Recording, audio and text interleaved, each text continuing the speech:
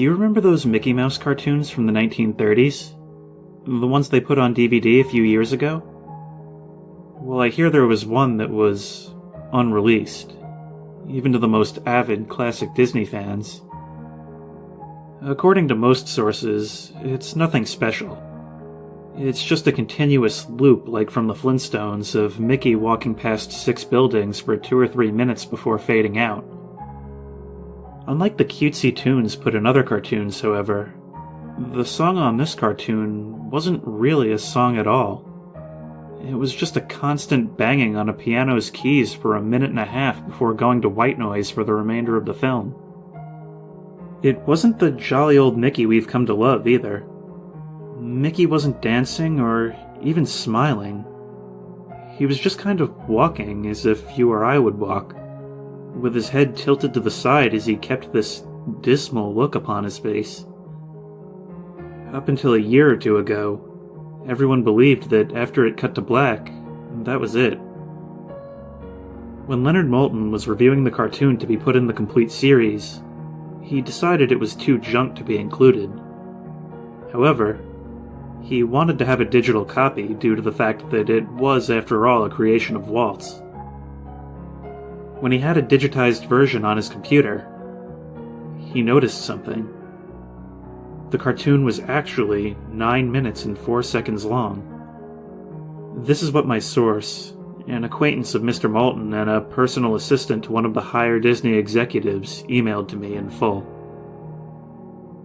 After it cut to black, it stayed like that until the 6th minute, before going back to Mickey walking.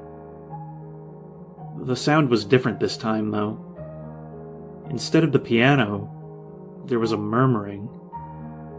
It wasn't actually talking, but more like a gurgled cry. As the noise got more indistinguishable and loud over the next minute, the picture began to get strange.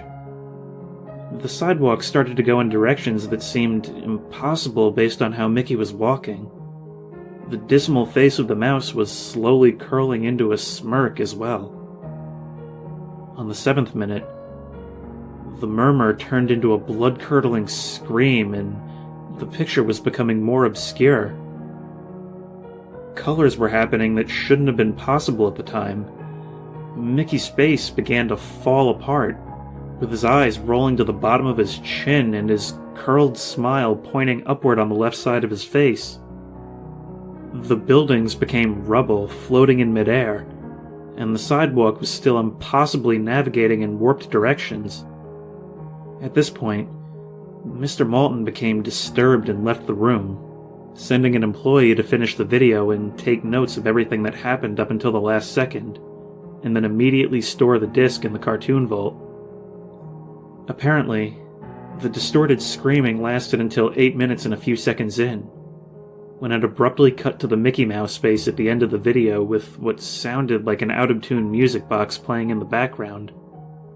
This happened until the last 30 seconds, but I haven't been able to find out what happened in those final seconds. It was from a security guard who was making rounds outside the room at the time that I was told what happened afterwards.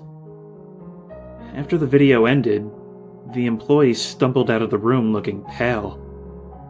He repeated the phrase, "Real suffering is not known," 7 times, before taking the guard's pistol and shooting himself. The only thing I could get out of Leonard Maltin was that the last frame was a piece of Russian text that roughly said, "The sights of hell bring its viewers back in." As far as I know, no one else has seen it. However, there have been dozens of attempts to get the file onto the internet by employees inside the studios, all of whom were caught and promptly terminated of their jobs.